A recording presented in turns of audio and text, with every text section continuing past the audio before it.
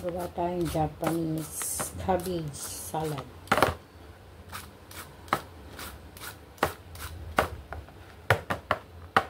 Ayan siya.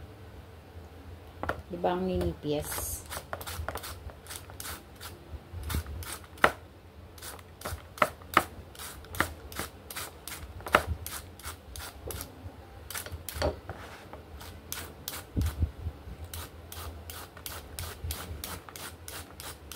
Nice.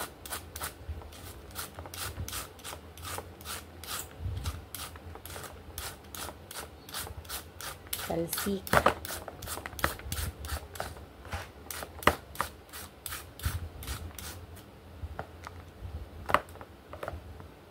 Kailangan fresh ang repolyo. Yan. Then manipis talaga. Yan slice niya.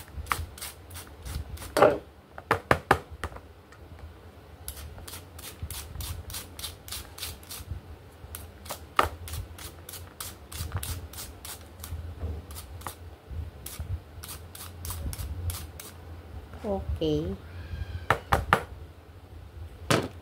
Tapos, itong cucumber.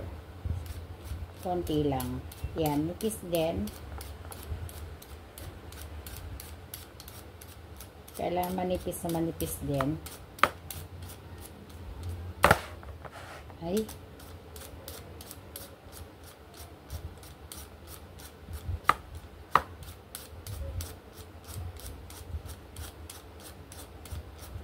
Hindi na natin tinanggal ang kanyang buto. Sama na natin siya. Bahala na siya dyan.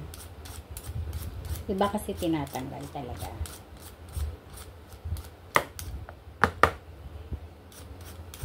Mas masarap yata ito pag yung Japanese cucumber curry.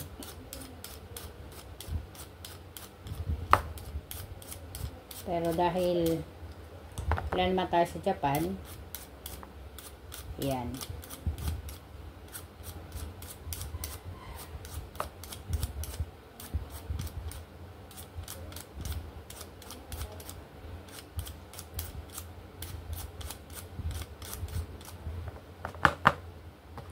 Then,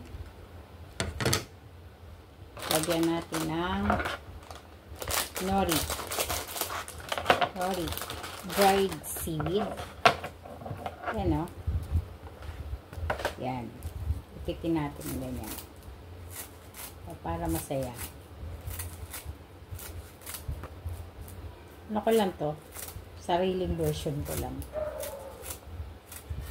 Salad nila doon. Nakikita ko siya lagi.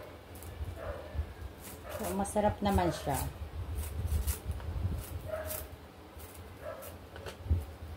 Nilalagyan natin siya ng konting paminta.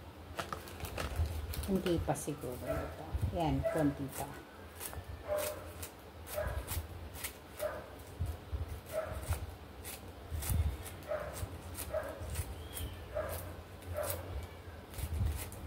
Para magandang tingnan. Hindi ako naglagay ng carrots. Wala rin akong sesame seed. So, kung ano lang nandyan ko, yun lang. Itong natira dyan lang natin.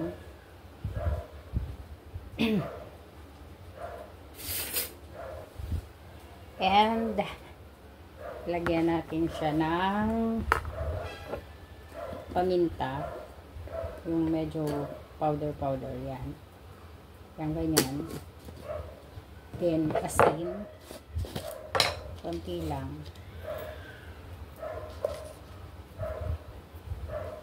Then syempre, ang ating main ingredient is Japanese mayo. Ay! Ayan.